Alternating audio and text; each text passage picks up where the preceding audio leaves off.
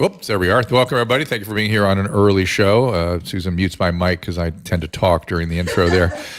We are very pleased to welcome Christine Anderson to the show, again, back to the show, frankly. She's a German member of the European Parliament. She's been a vocal advocate for medical freedom. She's been appointed to the Special Committee on the COVID pandemic. You can follow her on X. It's a kind of a long tag. It's Anderson, capital A, small f, capital D, capital M, small d, capital EP.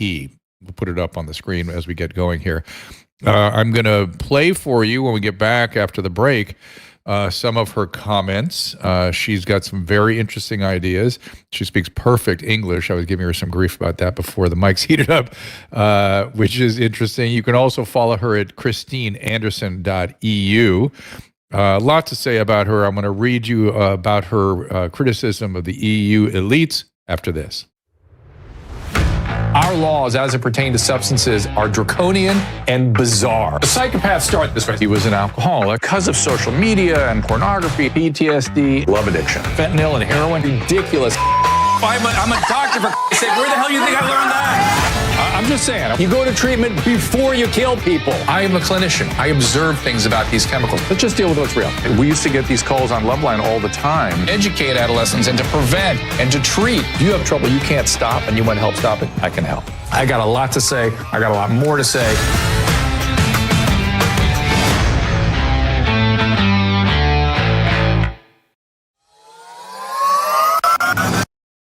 Let's talk about aging, because everyone wants to know how to slow it down. For almost a decade, I've been taking a healthy aging supplement called True Niagen. This supplement boosts NAD. That's something that cells can't live without. It's done with a patented form of nicotinamide riboside called NR, or Niagen. It's more efficient and more scientifically reviewed than NMN or other NAD boosters. True Niagen is truly the best way to boost NAD levels. And it's made by Chromadex. They're the gold standard in the NAD space.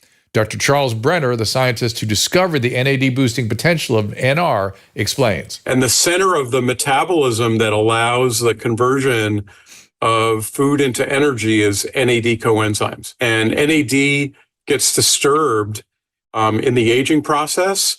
And as we're exposed to conditions of metabolic stress, Niagen, which is the form of NR that was developed by Chromadex, is the best and the only fully legal form of NR. And this is really the gold standard for NAD boosting vitamins. I love this product. I urge you to try it. Go to drdrew.com/True Niagen for 20% off your order.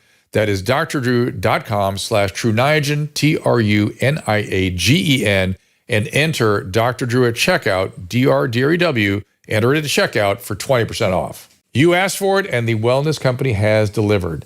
The medical emergency kit, replete with ivermectin, prescription antibiotics, and more, continues to fly off the shelves. We keep one here at home. And there are 3 new kits you need to know about, and more are coming.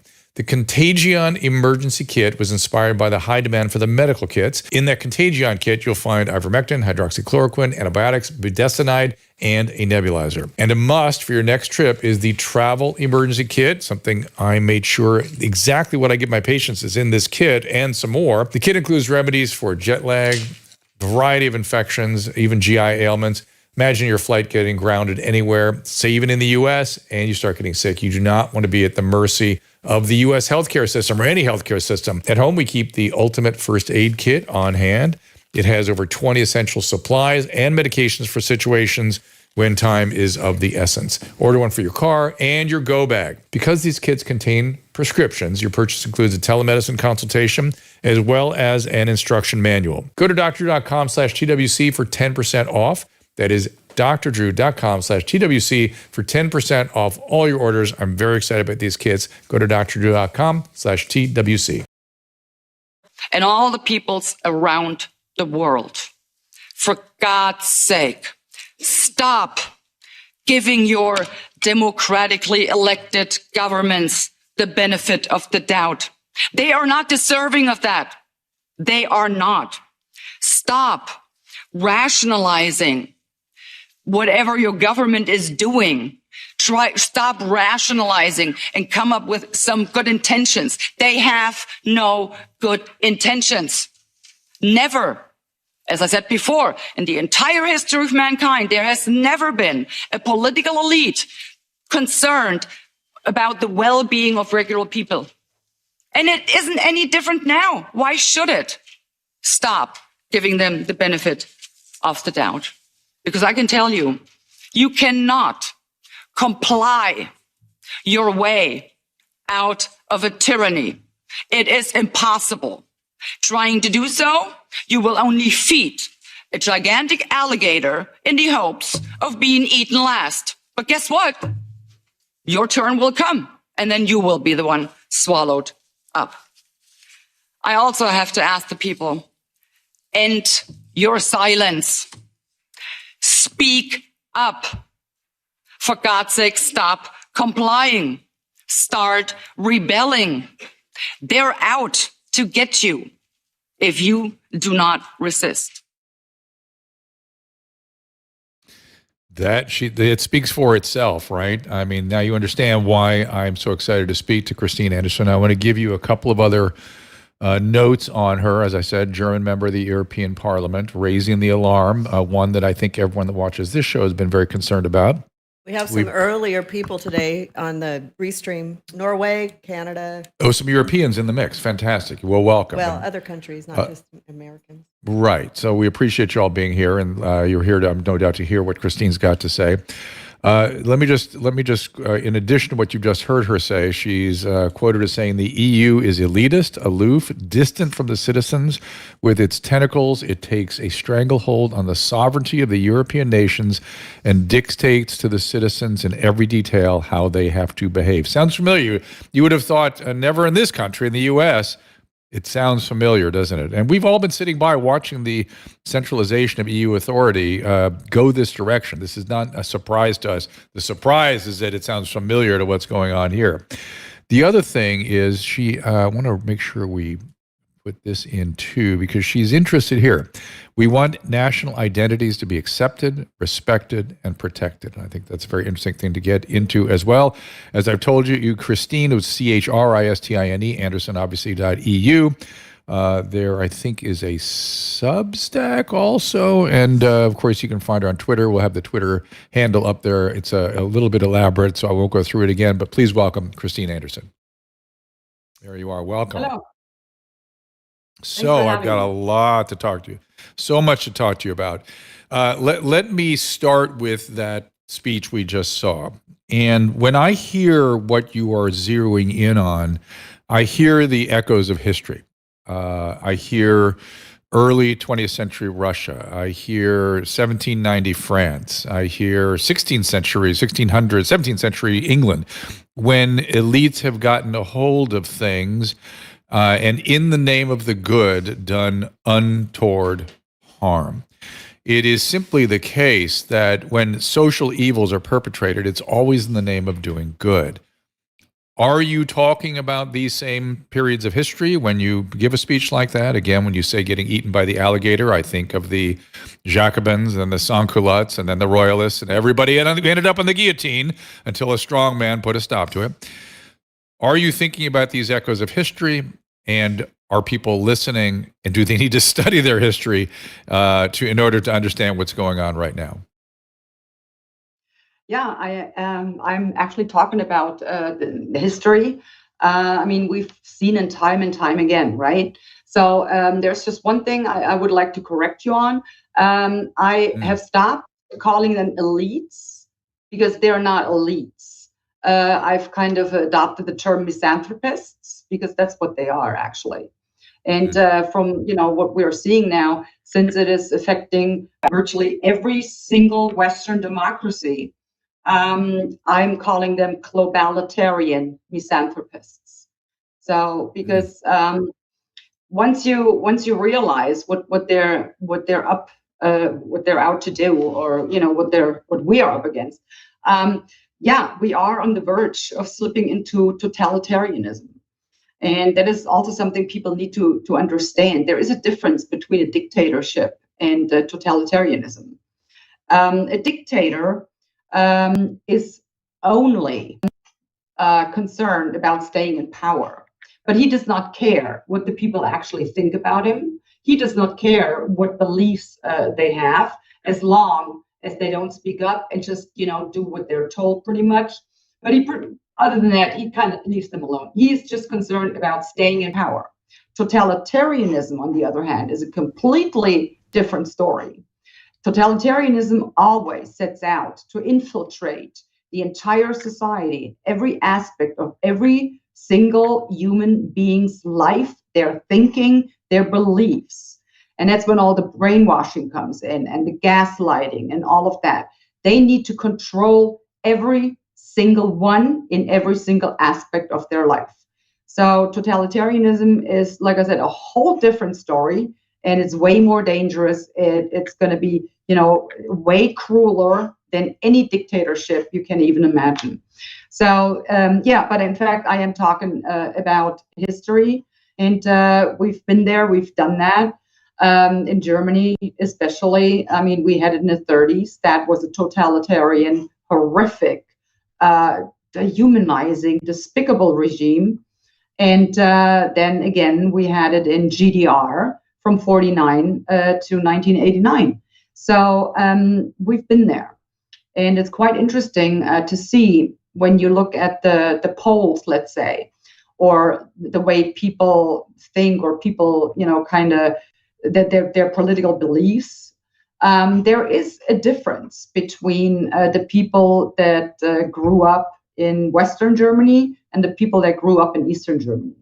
And the difference is pretty much, the people in Eastern Germany, they've been there, they've done that. They see the signs and they recognize dictatorship and totalitarianism when they see it, right?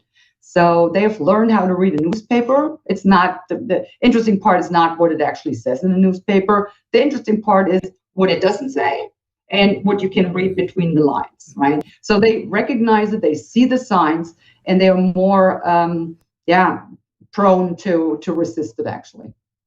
Do you find it odd that the people that seem to be enthusiastic about this drift toward totalitarianism, even if that is not their intention, it's the same group that's moving things that way, that is so horrified of a single dictator? It's just, that to me is so odd that they're it's going to be a dictatorship, and yet, and that's a talking point for them as they move towards invading every aspect of people's lives and centralizing authority in a bureaucracy, which is even more inhuman than an individual.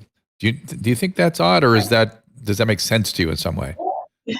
What's really a paradox about that is the people that, I mean, we've seen it in the last 3 years, right? During this COVID madness.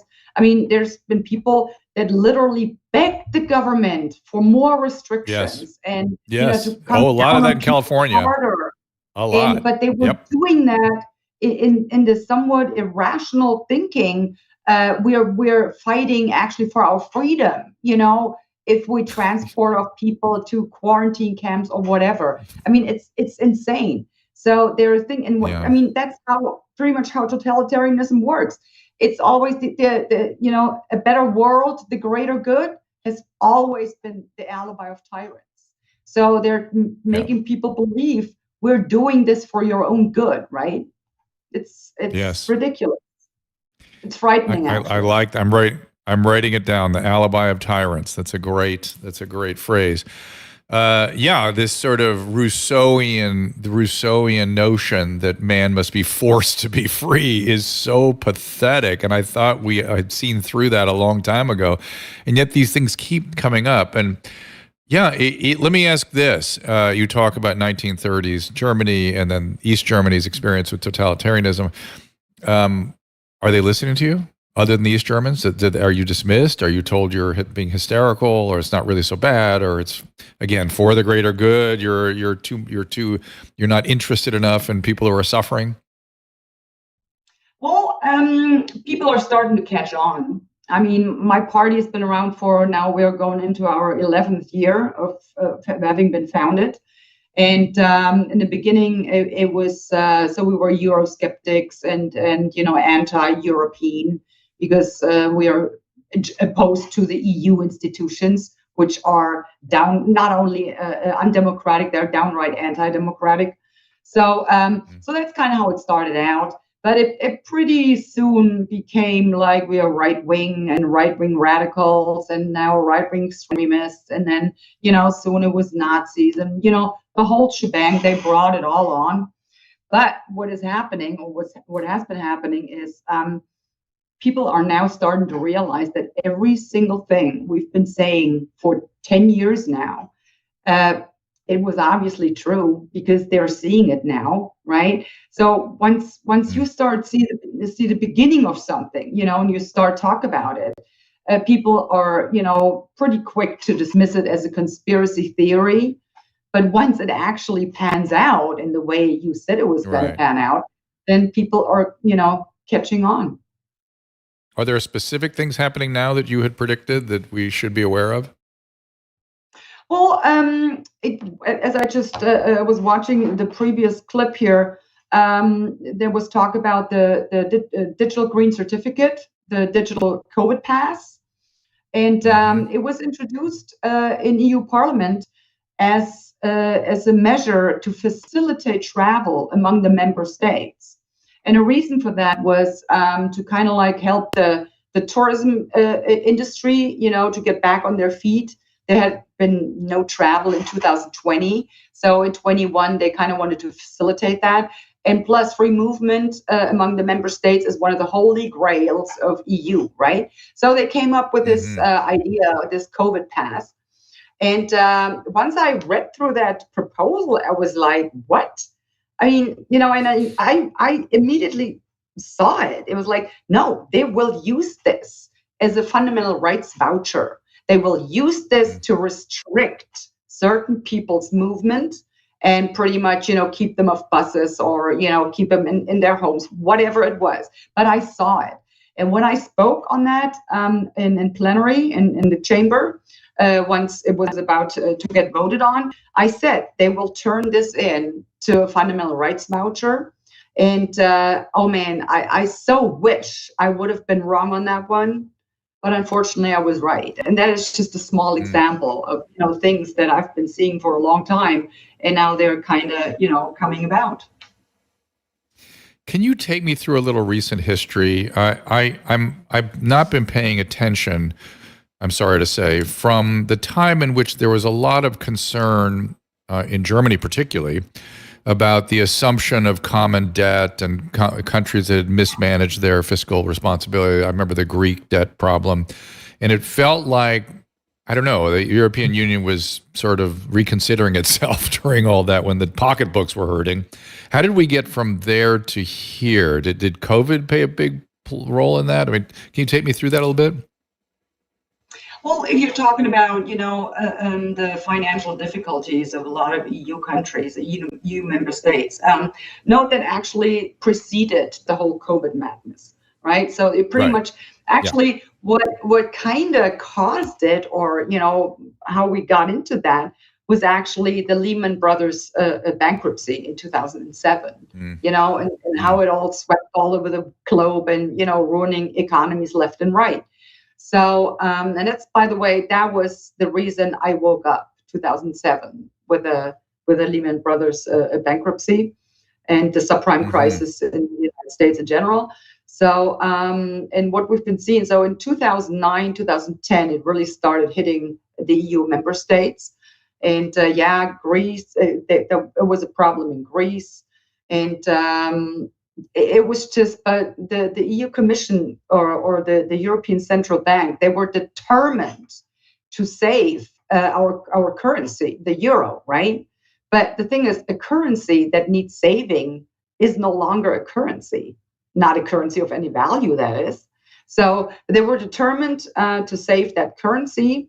And the member states, they went into so much debt, it's not even funny anymore. And they pumped all this money into the market. There is no value to back it up. So the euro is pretty much worthless at that point, right? So, and we've never really come out of that. And it was pretty much what happened once we started to save the Greeks and the Greek economy. But pretty much what happened was, okay, the Greek government, they had so much debt and they could no longer repay that. So then they asked all of the other member states for help, and the ECB said, yeah, we were going to help you. Well, the problem was, so the German government, we didn't have any money either. So we went to, let's say, the German bank or the Commerzbank or whatever bank it was, and said, you know what, we will take out a loan. Can we have a loan? And they said, yeah, sure, you can have a loan. So we took out a loan. It was billions and billions and billions. And we sent this money to Greece. And but it did not help the Greece population down there. Because what the Greek government did is they took the loan that Germany took out of the bank, sent to them, and they repaid their debt at the very same bank that we took as Germany took the loan out of. Wow. So it was really pretty much just, transferring the debt that the Greek government had to the German taxpayers. That's what happened. And well, that whole period was interesting, and all the social retirement debt, sort of obligations that was paid to Greece through Germany. It was really a very strange time. Now, one of the things that you have expressed some interest in is national identity, that people will be allowed to retain their, what should we call it, their history, their identity, their language, their clothing, their food, their culture. And that has been sort of labeled anachronistic and populist, and all kinds of words get applied to it.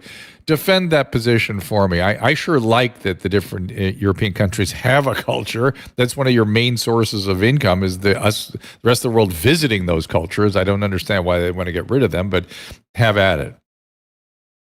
Well, I mean, a human being, he needs to have an identity. He needs to know where he comes from, what his history is, what is, and where his ancestors were, how they, went about doing things. So this just gives you a sense of who you actually are.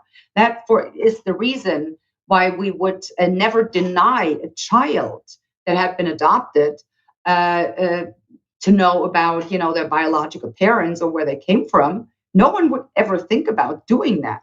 But when it comes to people, it suddenly should no longer matter. And the reason for that is that they're stripping, especially the Europeans, because, we live on this rather small continent in such a diversity, so many different cultures, people, languages, destinies, histories.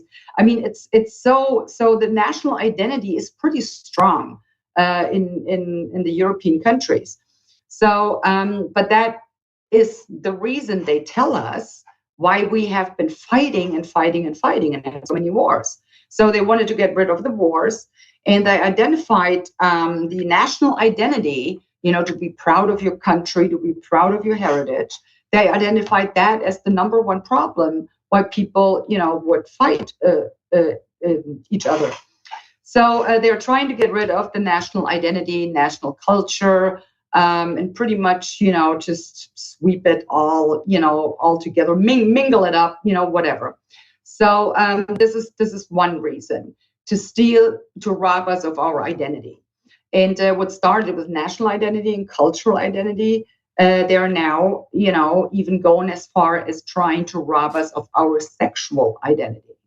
And this is the core of who we are as human beings. Am I a woman or am I a man? And yes, by the way, there is only two sexes. But if they take all of that away from you, what are you going to be in the end? You're going to be like nothing, like just some kind of a body that has no soul, no character, no personality, no identity, no nothing. And if you can be everything at any time and even change that, whenever you want, in the end, you are going to be nothing. No soul, no character, no personality, nothing that makes you an individual. And that is the reason we're seeing a lot of things what they're doing right now. Yeah, I'm a little surprised. Speaking of the dog not barking, I'm a little, what they're not saying, that is, I'm a little surprised that Europeans would play along with something like that. They've always been so proud of, certainly their history and their language and some of their accomplishments and things. I mean, it's always something that, when you come from the U.S., you can see that even though it may not look like a lot to somebody perhaps raised in those countries, it's a lot. It is for real.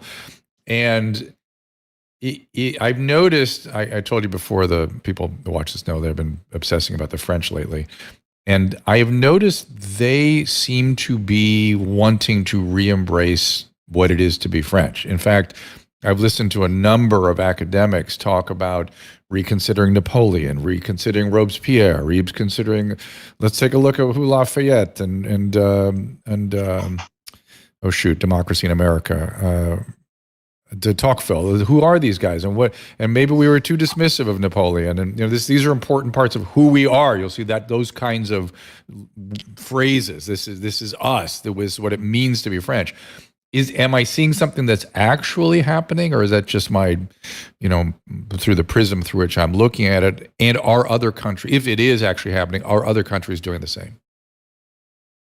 No, you are right. It is beginning, and more people are starting to realize what the EU is actually trying to do to all of the European peoples, is to rob them of their national and cultural identity.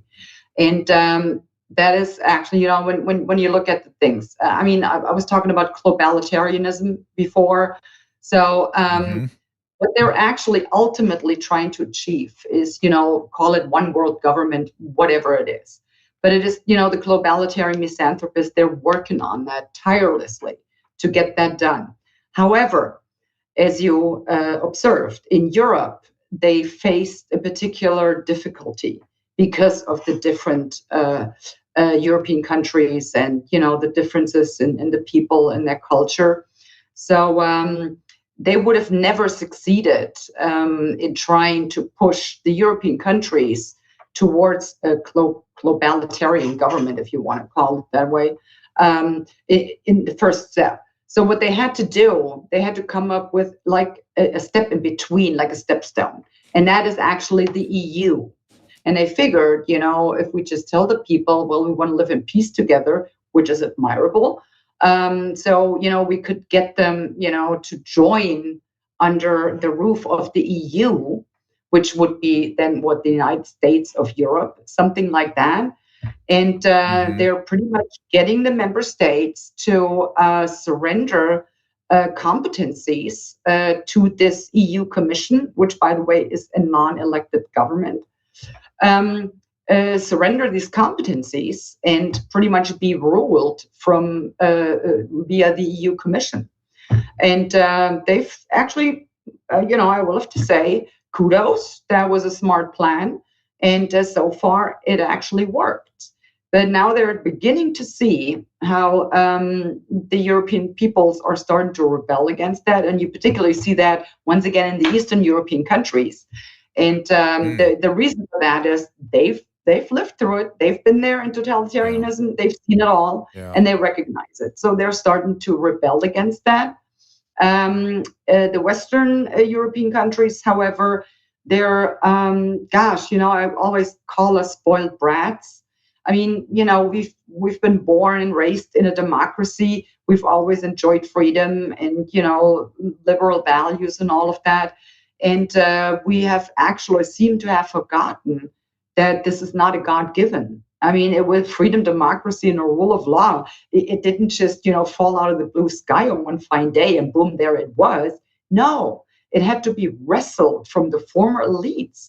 And our fathers and forefathers, they did that. They literally spilled their blood over this so that their children and children's children could live in freedom, democracy, and the rule of law. But the spoiled brats in the Western European countries, or even the United States, or the Western world in general, they seem to completely have forgotten that it had to be fought for. And once you have it, you have to defend it on an everyday basis. Who was it? Was it Ronald Reagan who said we're only one generation away from tyranny, something like that? And he was right. He was absolutely right. But we seem to have forgotten that you actually need to fight for that. And that's the state we are in right now. So, like I said, under all kinds of pretenses, people are, being lured into supporting ridiculous measures and ridiculous legislation.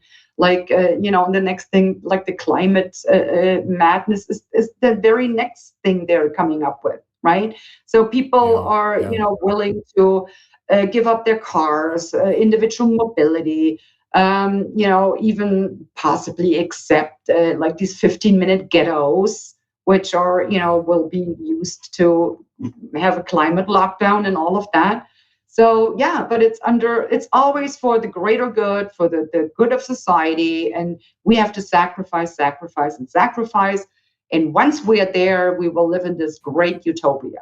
Yeah, well, no, we won't. Right.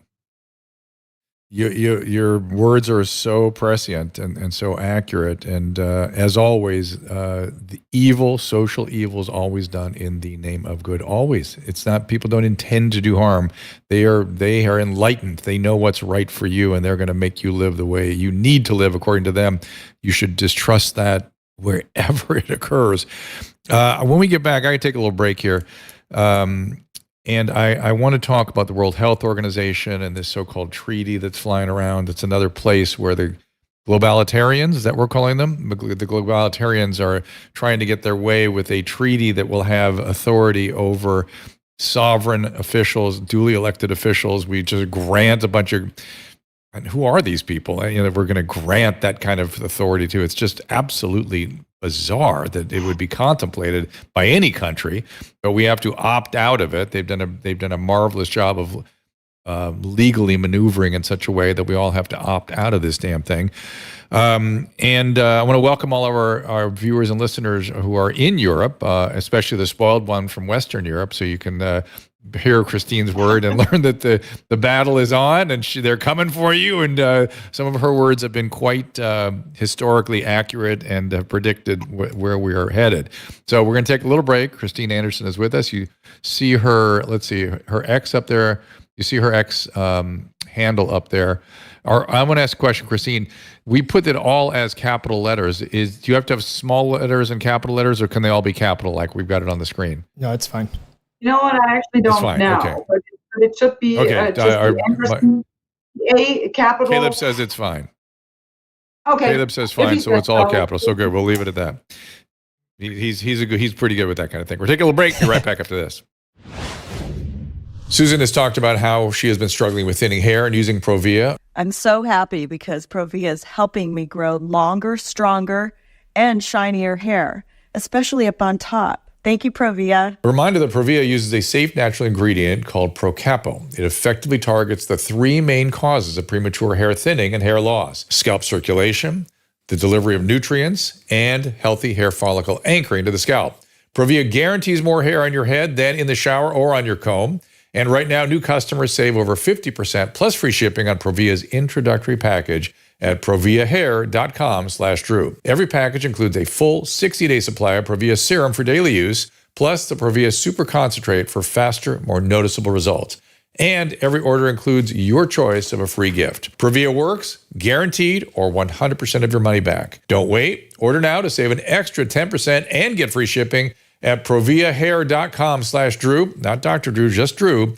That is proviahair.com/Drew. You could spend thousands of dollars and dozens of hours trying to look a few years younger, or you can skip all that and the hassle and go with what works: Genucel Skincare. Genucel is the secret to better skin. Their products are made in the USA using a proprietary technology that combines a naturally effective base with non-GMO ingredients. In fact, you might have witnessed the astonishing effects of Genucel during a recent unplanned moment of our show, when just a little Genucel XV restored my skin within minutes right before your eyes. That is how fast these products work. I know I'm a snob about the products I use on my face. Everybody knows it. Every time I go to the dermatologist's office, they're just rows and rows of different creams. Retinols, vitamin C cream, under eye cream, night creams. Scrubs. And then when I get to the counter, they're overpriced. All kinds of products that you can all find at Genucel.com. Susan and I love Genucel so much, we've created our own bundle so you can try our favorite anti-wrinkle creams, correcting serums, under-eye treatments. Say goodbye to those fine lines, forehead wrinkles, skin redness, even those dark under-eye bags. Women and men of all skin types, Genucel has got you covered. Order right now at Genucel.com/Drew to save 50%, actually over 50%, and you'll get a free luxury spa box plus free shipping. That is Genucel.com/Drew, GENUCEL.com/DREW. And I want to, before I bring Christina back in here, reemphasize our friends at True Niagen. If you take one supplement, take True Niagen. Raising NAD levels is clearly something you can do to fight aging. The science is unassailable. There's a lot of supplement science is still kind of working itself out. You can say some things, but this is something I can say for certain. I've been on it for 10 years. We're really excited about this new sponsor. And also you can get it at drdrew.com/True Niagen, TRUNIAGEN. You really need to. And you get 20% off. And that's deal. the way to do it. You're taking it, right? I've got it. Oh, it. Yeah, good. I'm taking it. And then finally, the wellness company. This is my travel kit. I helped develop this thing. This is something that I make all my patients take with them when they travel. Everything you can need for infectious diseases and injuries, it's all in there. You should have. We take it when we travel. You should as well. Let's bring Christine Anderson back in. I want to talk, before we get to the World Health Organization thing, though, Christine, there's a lot of buzz on my chat feeds here about something you said to Prime Minister Trudeau, which I did not hear, but I would love to hear what that was all about, because, the terrible thing about Canada is whatever Trudeau does up there, within a year or two, we're doing it in California. So go ahead. Maybe you'll give me some ammunition to use in my home state. Yeah, so what was about? He came to visit the EU to lecture us on freedom, democracy, and the rule of law. And I just figured now I cannot just sit by and not do anything about that. So I raised the point of order, and I wanted him. I actually raised the point of order that they had him speaking under a wrong point. I wanted to have him to speak under Article 144. There was an article that was specifically designed to debate violations on human rights, freedom, democracy, and the rule of law, which was the case with Mr. Trudeau. And then I went on. Then again, the Prime Minister, who openly admires the Chinese basic dictatorship, tramples on fundamental rights by persecuting and criminalizing his own citizens as terrorists just because they dare to stand up to his perverted concept of democracy, should not be allowed to speak in this house at all. And I ended it by saying, Mr. Trudeau, you're a disgrace for any democracy. Please spare us your presence. So I had exactly I hate to do this to you, but if there's any way you could get some of that for maybe the end of the show today, I would love to see that. I'm going to have to go look it up myself. It sounds fantastic. All over the place on the internet. I'm going to try to find it. Everywhere. How did he receive it? He does not. He seems like such a vain individual. Did he react with disdain or anything? I couldn't see him from where I was speaking. I was just after I had raised my point of order, I was admonished by the sitting president, the president of the parliament. She assured me that he will speak. So much for that. I tried anyway. Well, we appreciate the effort. Well done. So let's get to the World Health Organization and the so-called treaty. What do we do with this? Yeah, well, what do we do with this? They've been on this for quite some time. And you may remember they tried, or it was actually the United States that tried or proposed 14 amendments to the treaty. And on the World Health Assembly last year, but they were trying to propose that. And they withdrew 12 of these 14 amendments. And that was due to, people taking this to the street worldwide and really ringing the alarm about that. So they kind of chickened out in the last minute and withdrew those 12 amendments. The only 2 amendments that they didn't withdraw and that did get passed dealt with some, terms they had to, or a time frame that they have to adhere by. Once they pass something, they had to wait 18 months for that to go into effect. It's now reduced to 12 months.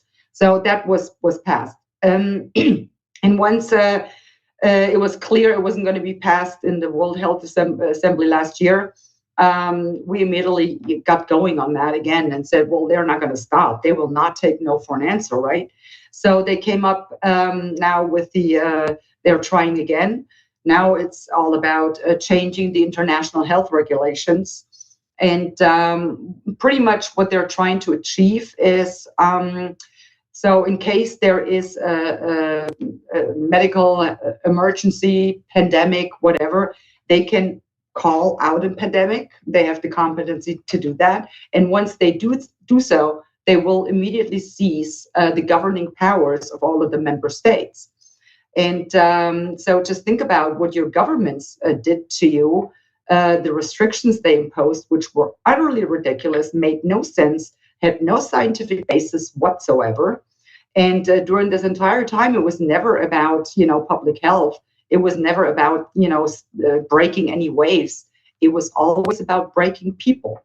And that's what they kind of tried to establish COVID was just a test balloon, right? They just kind of got it going, and they were trying to figure out how far can we go to get people to what we want them to do, and what needs to be done to get the people to do what we want them to do. So, and that's what they kind of figured out. And they realized, there was a problem. Because I'm telling you, the governments, especially once again in the Western democracies, they would have loved to impose far stricter measures on you and, taken down your fundamental rights on a much broader scale than they actually did. But they couldn't.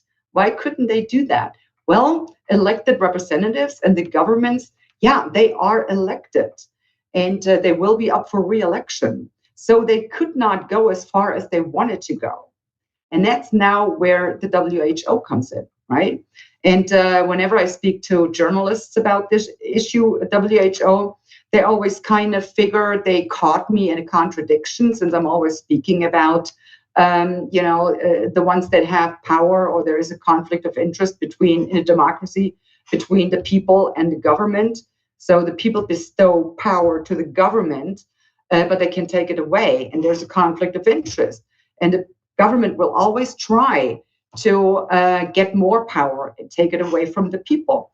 And now the journalists think they caught me in a contradiction when they asked me the question. Well, but if you're always talking about the government wants more and more power, why would they voluntarily now give up their power to the WHO? That doesn't make any sense. Yeah. Well, it does make true. a lot of sense if you really think about it.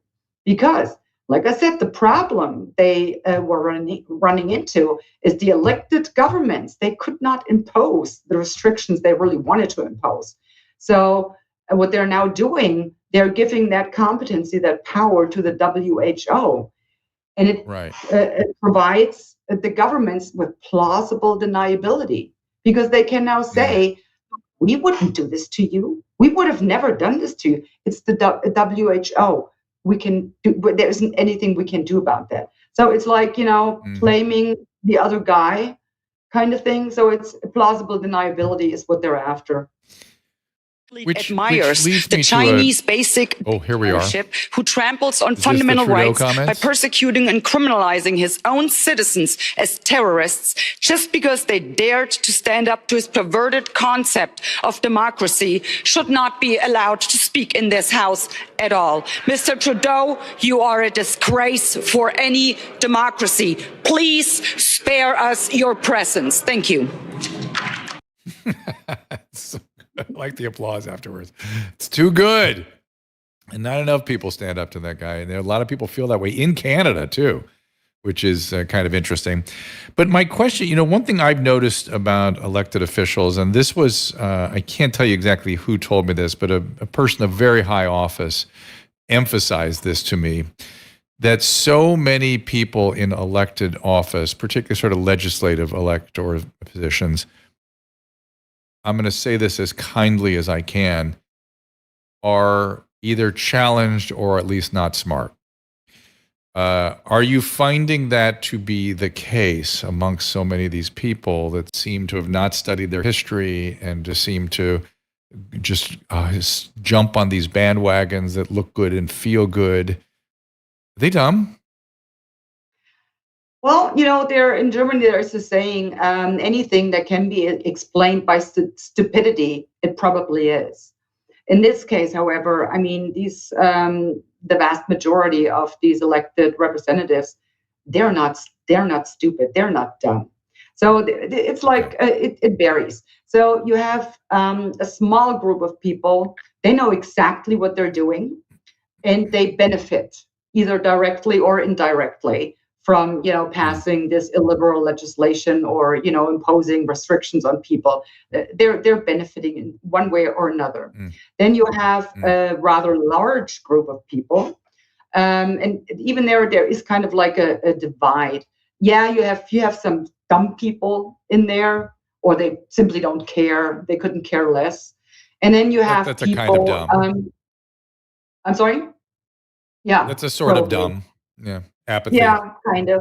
But then you have a lot of people, they kind of know, and they have this, grumbling going on in their stomach, that they know, they kind of know this is not right what we're doing. But they're so proud to finally be part of the club, right? They get invited to all of these buffets and golf party, whatever it is. So, and they do not want to jeopardize that. And if they were to speak up, if they were to speak their mind, then they may not get elected on the list of their party anymore. So they would be out, right? So that's why they're not doing it. And then you have a small group of people.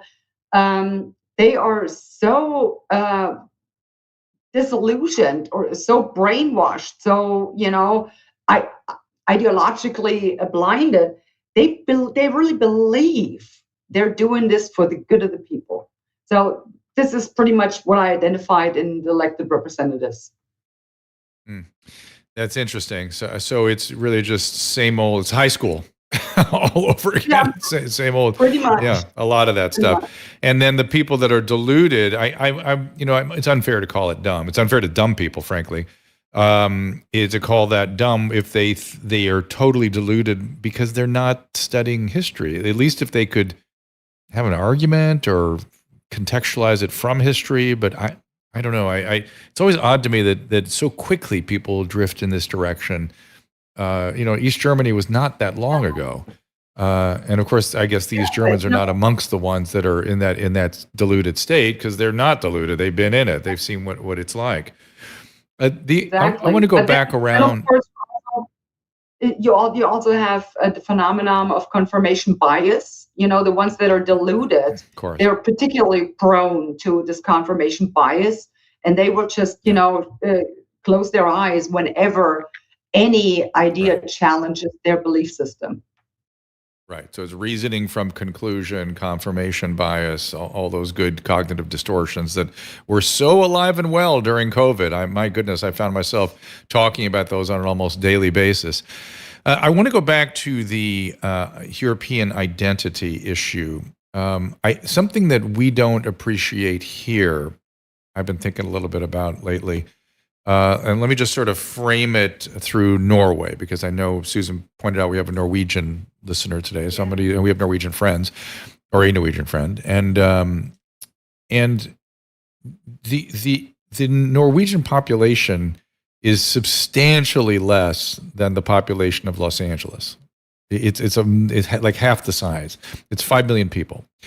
And it wouldn't take much to sort of wash out that culture and that population unless great strides are made to maintain it. And one of the things I've noticed in European countries that are small with a rich heritage and a complicated culture is they really do a great job with education. They really they educate their kids, and they do it with pride, and they do it with a sense of national purpose. Is that getting undermined?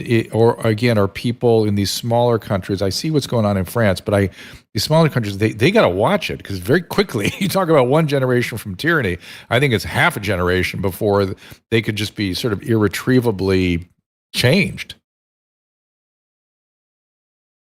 Yeah, you are absolutely right. That's a very astute observation, and that is happening in pretty much every European country.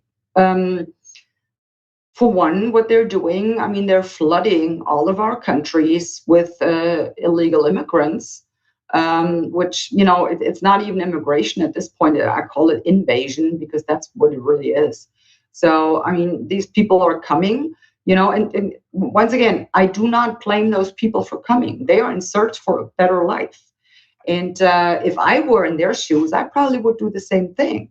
But I'm blaming my government because my government was elected by the German people to serve the German people and to act on their behalf and in their best interest.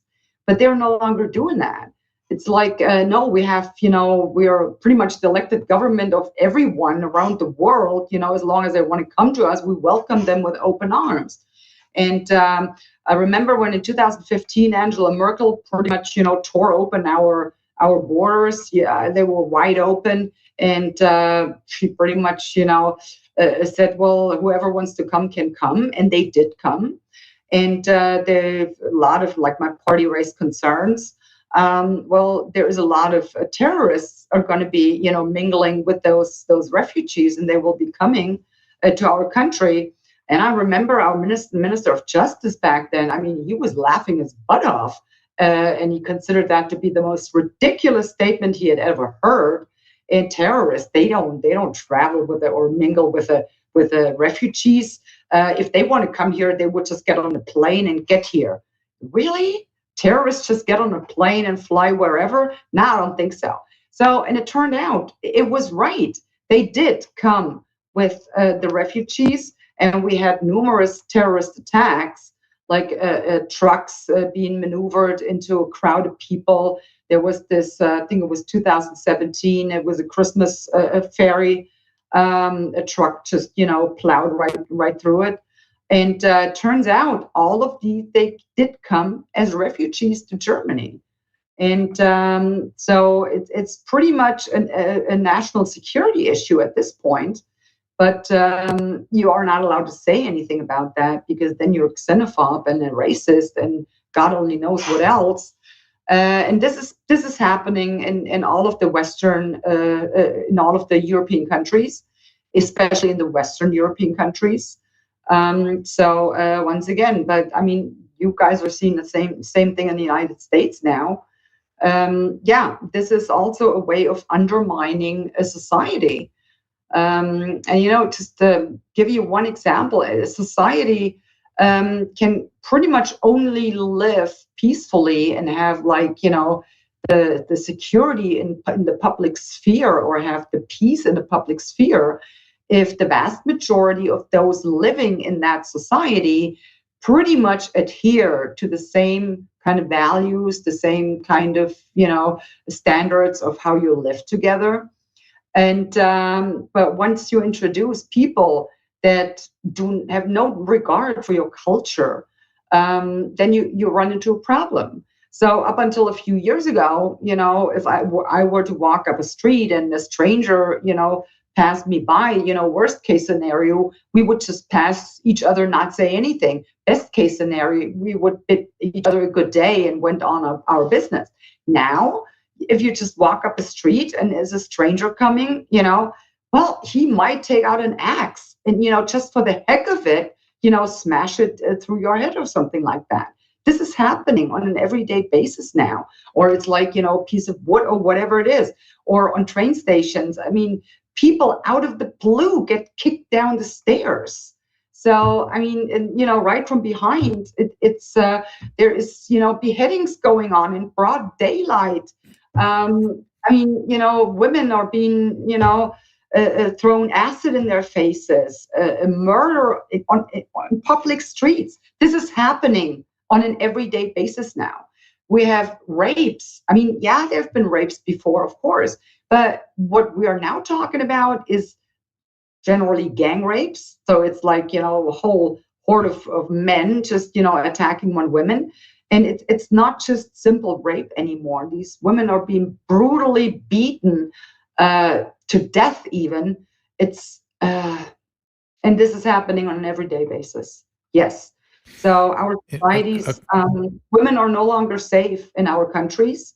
And we're actually now talking about, actually what we're doing is we are now importing the gender apartheid system from these cultures, we are importing it pretty much, or establishing it in our countries now for the safety of women.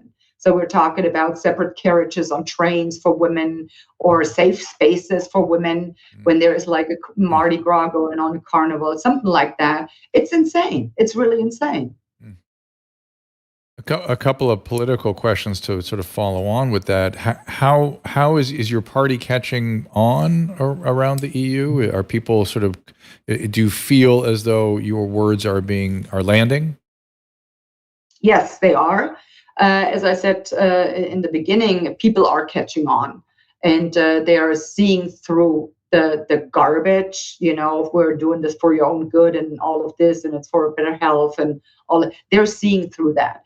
So they're beginning to realize the gaslighting that's going on, and they won't fall for it anymore. So my party is really in the polls, like pretty. We're 24%. Like a couple of weeks ago.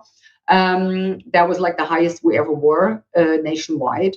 So in the Eastern Germany countries, I'm sorry, we are actually leading the polls. So, and that's when they're really bringing on, the big stuff. There's talk about banning my party for being anti-constitutional.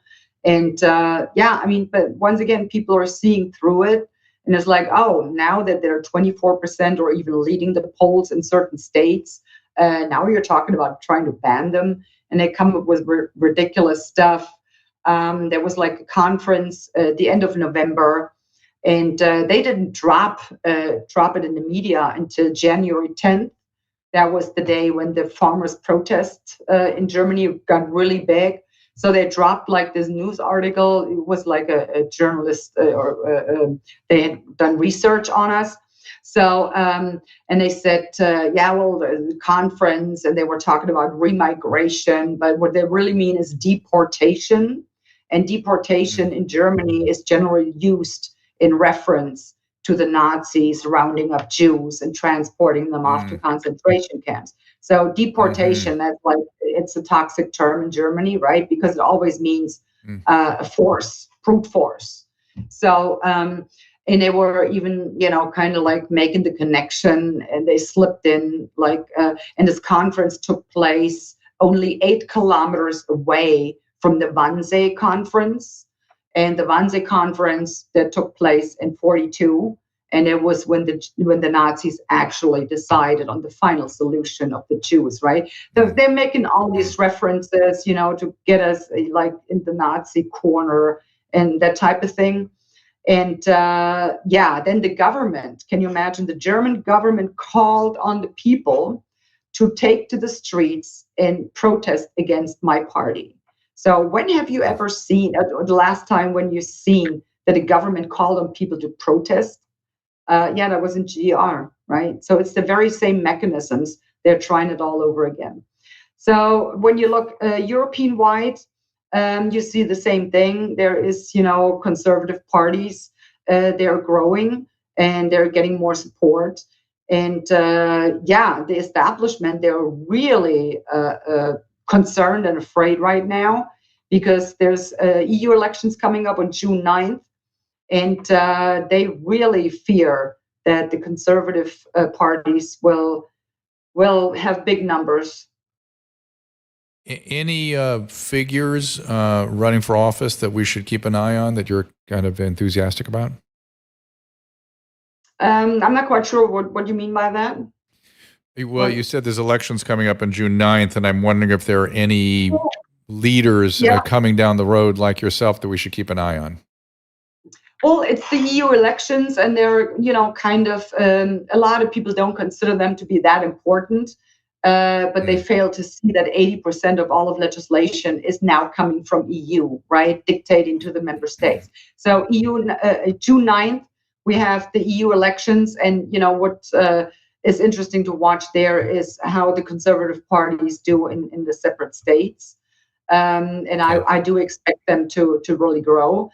Other than that, there isn't really an election coming up aside from 3 state elections we will have here in Germany.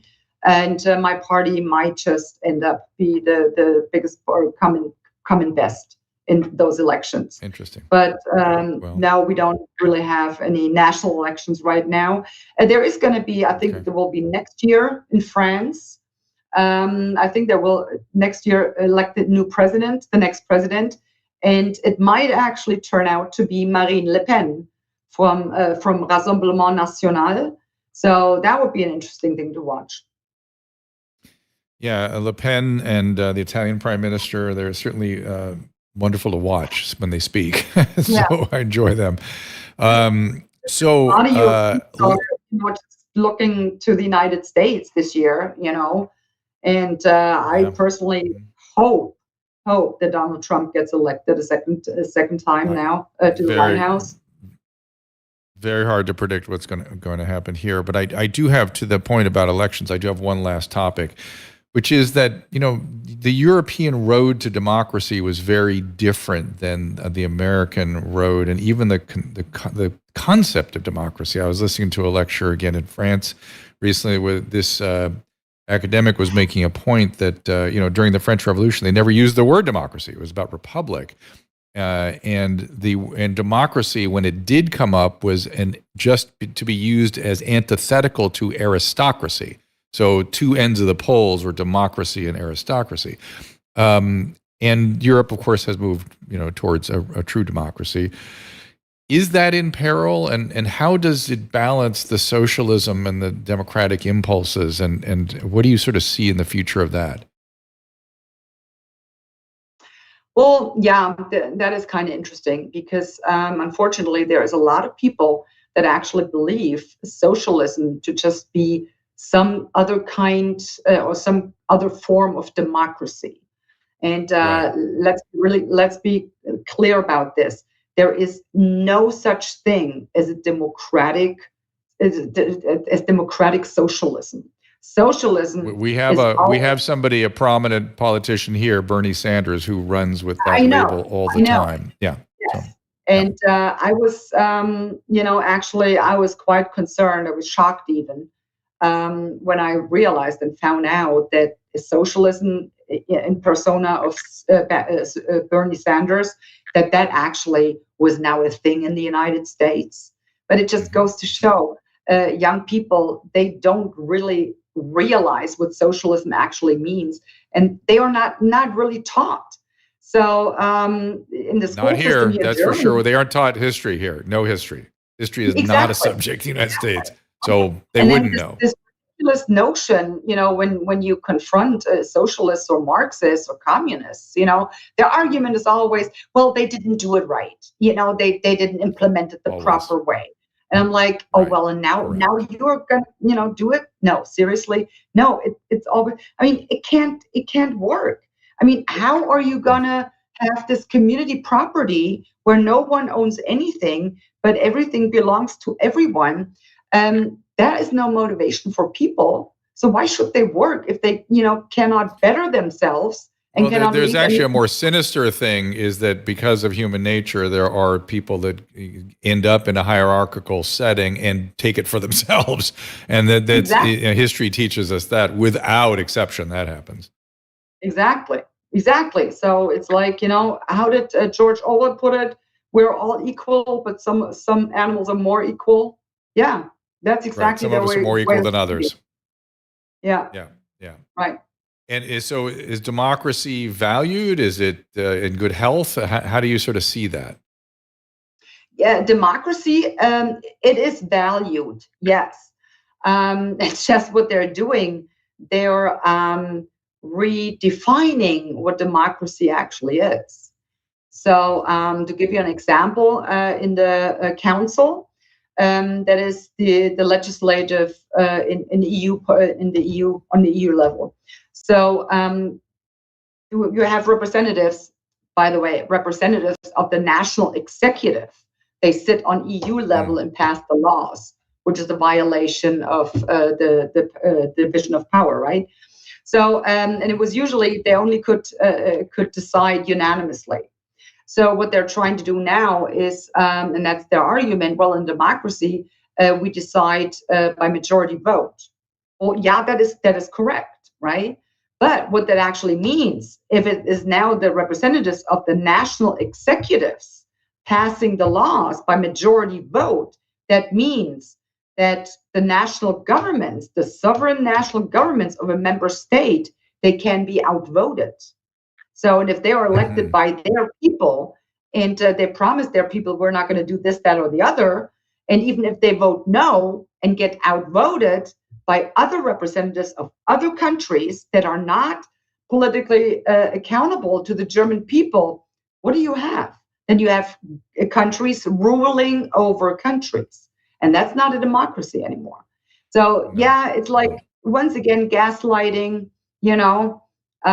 or fundamental rights are now privileges, as we have seen in the last 3 years, that the government can grant or withhold depending on how you behave.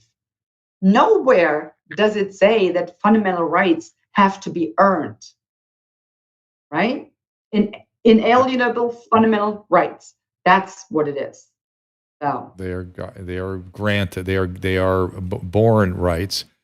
And you're just confirming for me everything I believe about bureaucracies. They are the enemy more than anything else. They are just their ability to do harm is just spectacular. Again, we saw it in COVID. We didn't even talk about COVID yet. I mean, I'm running out of time, but okay. All right, we always talk about COVID. Susan said it's enough COVID talk. But I'm sure we would probably see very closely eye to eye. Some of the excesses of that. Once again, I would like to stress the point. During COVID, a lot of people woke up because they way overplayed their hand. Yeah. So a lot of people woke up. Yeah. And that's the thing. I agree. COVID, and we woke up, and we also, but it also exposed. We kind of woke up, and it exposed some things about, say, the medical system and about their intentions and whatnot that I had no idea. And yes, woke up. So let's end with this. You said I forget what you said woke you up, but take us through how you woke up and what you're looking forward to now. What I'm looking forward to now is, continue to do what I'm doing, trying to wake people up and trying to make them see that our governments that we had so much trust in can no longer be trusted because they are out to get us. And as I was just trying to say, COVID was just one small aspect of the entire theme of things we're seeing now. There's this transgenderism, which once again is robbing us of our sexual identity.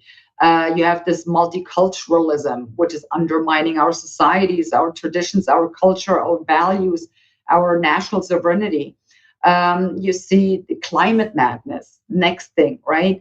Which they will use to, pretty much restrict individual mobility, your abilities, to visit other countries, to fly, and all of this.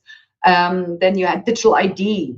That's the next thing. So the COVID pass was just, kind of like the test balloon for the digital ID, digital currency, of course, which will be the ultimate control mechanism of every single human being on this planet. And then, of course, the fight against hate speech, disinformation, misinformation, and malinformation. That's the new thing now. So these are all measures and pretty much agendas that are being pushed through, which ultimately will abolish freedom, democracy, and the rule of law. And it is really refreshing to see that a lot of people are waking up to those issues and that they are seeing through it and beginning to realize what they're up against. So I encourage people to, number one, turn off your freaking TV set because it's not going to do you any good. It's dumbing you down. Talk to people, end your silence, because with everyone ending their silence and speaking up, you break the cycle of the brainwashing and gaslighting stuff going on. And take to the street. That seems to be the only thing the elected officials really take seriously at this point. Take to the streets and let them know you will no longer take that, and that you are actually in a democracy. The citizen is the boss of the government and not the other way around.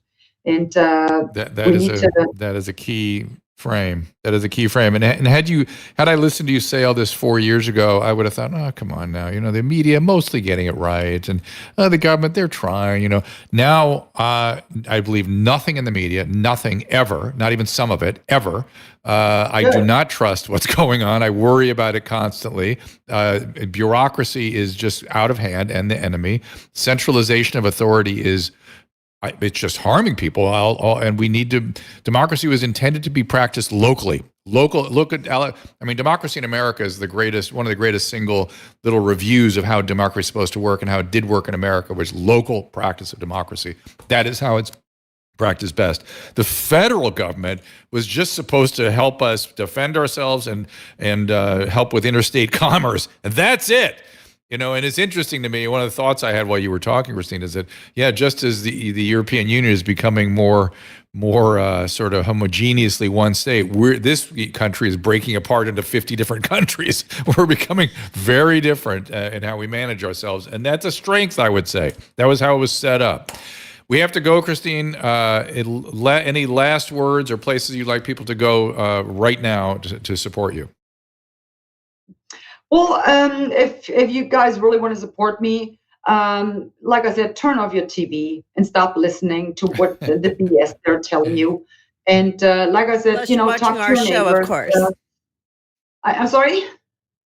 No, like I said, talk our to show. your neighbors. Once you're out shopping, try to get people in a conversation, but don't be too forward, kind of try to get a feel for where they're at and, to kind of get them from the point they're at this moment. And speak up.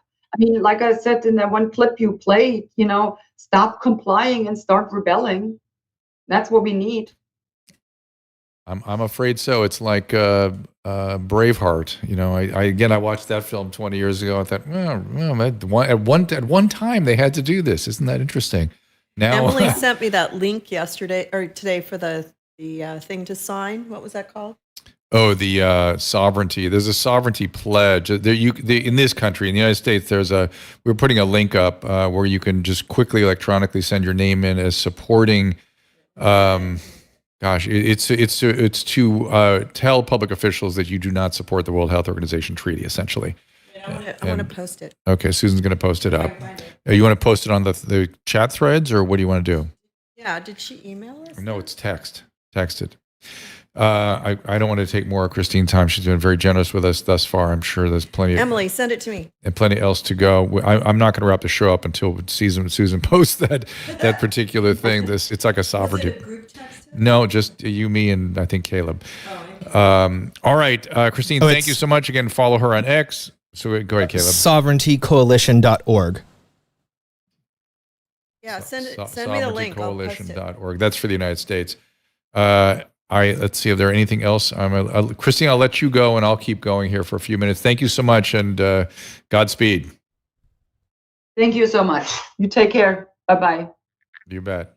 Well, that was a fun conversation. Well, everybody's scared now. Of what? Of everything?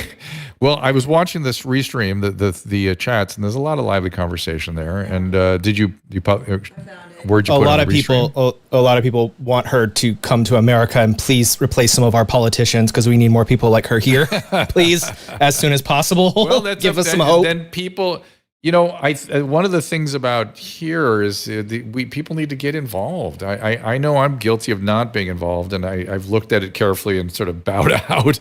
But we do need people to get engaged here. And even if it's just, like she said, talking to your neighbors, talking to people, that one of the things I did not get into with her is this sort of young-old divide that seems like it's a major thing right now.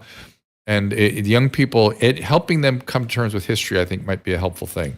Because when much like, who was I seeing, a professor challenge some of these young students' ideas. And when you really challenge them and make them walk through stuff, they're smart. They can come around, but boy, they're in a mob think right now, and they have different. And look, they'll move things in a different direction. Young people always do, and I've learned long ago not to condemn ideas that young people bring to the table. They just should never do that, but they can be modified a little bit. Just get them to to sort of think things through within the frame of history. And somebody on Moses says, remember the French Revolution. Yes, I'm reminding people of it all the time, my friend, because I myself have become obsessed with it. And I thought this was an interesting conversation with her. All right, I put the link up. I want everybody to click on it and sign it. Where? On the Restream. So it's on YouTube. It's on, I just put it up. It says Sovereignty. Oh, yeah, there it is. Link. Sovereignty link. I can't even say it. Why don't you put it over on Rumble, too? I put it, it's on Rumble. Okay. So I want everybody to go there right now, and we're going to end It's very the show. quick. I signed up for it this morning. Yeah, It's me too. super quick. It's just they write the letter with your name in it, Yeah. and, and your... and they're letting the politicians know that you're not up for this national treaty that takes away their sovereignty. We asked Meryl what to Oh, you're muted. we asked Meryl what to do. Meryl Nass. This was Meryl Nass that asked us to do this after yesterday's conversation. So again, if you like what you're seeing here, The please. women are going to make this happen. I always told you. Well, I hope so. Especially the moms. Well, maybe there needs to be a new women's movement of some type. It's an interesting idea. Christine can certainly inspire you to do different kinds of things, and she's saying take to the streets. Women in the streets, that scares me. It has to be international. So, Does it? We have to start here first. Well, I mean, she's more on an Yes, international she's international. forum. Yes, she's on an international scale. All right. That about does it. If you like what you're seeing here, please do follow me on Twitter, and also, more importantly, subscribe on the Rumble channel. We appreciate y'all being here. Follow on at Ask Dr. Drew for upcoming shows, and there is our schedule coming. Mike Benz on Wednesday. I believe we're off on Tuesday. We'll be back on Wednesday, usual time, 3:00. I'm looking forward to Greg Luciana from Fire. I'm looking forward to Drea de Matteo. We have Peter McCullough's back in here. We got lots of great guests. Emily Barsh has been killing it. And please, the other way to support us is support the people that support us so we can keep doing this show. And we do when we say we love our advertising, we love Genucel, we love the Wellness Company, we love True Niagen. We use these things ourselves. That is simply categorically the case. Provia. She uses Provia. But go for to hair loss. drdrew.com/sponsors, and you can see all the different sponsors. Just, do what you can. We don't expect you to spend money if you don't have it. No. But we Look, really appreciate your support of the supporters. If you want to do... we sound like a PBS commercial now. No, but look, like True Niagen to me is an exceptional supplement. People spend a lot of money on supplements. I'd rather you spend it on True Niagen than vitamin C, right? True Niagen is the science is so compelling on this, and I've been on it for a decade. They were our sponsor before, and Drew started taking it, and he's been taking it ever since. So. Because I got to meet with the scientists, and I went through it, and I reviewed it, and I re-reviewed it, and then NAD IV became a thing. You heard people getting these IV infusions of NAD. They're promoting and that. NR, nicotinamide riboside, is actually a better way to raise the levels of NAD. So, and by the way, we're going to take some infusions of NR, Susan and I, pretty soon. That's part of our sort of participation with them. Yes. Yeah, I hope it helps with jet lag. Oh, it could for sure. That kind of thing. Oh, is that coming up right away? We can do it. Yeah, right away? like right when we get home. Oh, perfect. That's a good news. After everybody. we get back so from you can stop Las Vegas. whining about how tired you are. I know. Poor Susan had a rough day, it's my fault. It is all my fault. He booked a hit at 9:30 Eastern, which is technically 5:30 given the daylight savings time in our head. And I had to get up, and that's not a good thing to do. She has and she has to run the everything here. I have to focus the camera her with board. one eye unfocused, but it seemed to go okay. It was good. No, it was fine. All right. So Caleb, thanks again. Anything from your standpoint? No, all good. I just wish we had we need some. Going to play this Christine one for your over family? Here. Yeah. Oh, yeah. They would love this. Show this one to your family. They would. Yeah. Are there any Christines out there that want to do that for us, Americans? Anyone who wants to come to America? Well, I just like. I love their challenging rhetoric. That's why I like Maloney, and that's why I like Le Pen and stuff. I don't agree with everything anybody says, but I like people that challenge things, and the direction things are going are concerning. Again, as it pertains to bureaucratic centralization, I really worry about that. Challenging and these power. people are standing up to it. So, just think about what she was saying earlier about why so many people in those halls follow the group. Well, it's because they worked very hard to get there. They want to go to the fancy dinner parties. They want to go to the galas. They want to go to the events, or they're believers, or they're true believers. Just think about what mistake. Christine. She's actually worked hard to get there and has placed herself outside of that and doesn't get most of the privileges that all of these other politicians are getting just by going with the crowd. So it's a pretty big deal. She's not there for them. Yep. All right, everybody. Thank you for being here. We appreciate it. We'll see you Wednesday. No show on Tuesday. Wednesday, 3:00 with Mike Benz, who has, if you want to follow him on Twitter, you'll see what we'll be talking about. And don't want to freak you guys out too badly, but he's got some interesting ideas and observations. We'll see you then. Ask Dr. Drew is produced by Caleb Nation and Susan Pinsky. As a reminder, the discussions here are not a substitute for medical care, diagnosis, or treatment. This show is intended for educational and informational purposes only. I am a licensed physician, but I am not a replacement for your personal doctor, and I am not practicing medicine here. Always remember that our understanding of medicine and science is constantly evolving. Though my opinion is based on the information that is available to me today, some of the contents of this show could be outdated in the future. Be sure to check with trusted resources in case any of the information has been updated since this was published. If you or someone you know is in immediate danger, don't call me, call 911. If you're feeling hopeless or suicidal, call the National Suicide Prevention Lifeline at 800-273-8255. You can find more of my recommended organizations and helpful resources at drdrew.com/help. The parallel economy has empowered us to care for our health, well-being, as well as longevity. Likewise, for us pet parents who now have a place to go when it comes to keeping the family dogs, cats, even horses in the best shape possible. As a dog dad, I'm thrilled to be working with Pet Club 24/7, a company founded by two guys who lost dogs to serious conditions, including cancer. Pet Club 24/7 has an incredible array of products, including a line of supplements for humans, such as the Inforce Plus Corolius Versicolor and Inforce Corolius Versicolor with Reishi. My friend and colleague, Christina Ferrari, a cancer survivor herself, swears by it. When I was diagnosed, the doctor in the emergency room told me, you have 2 years to live.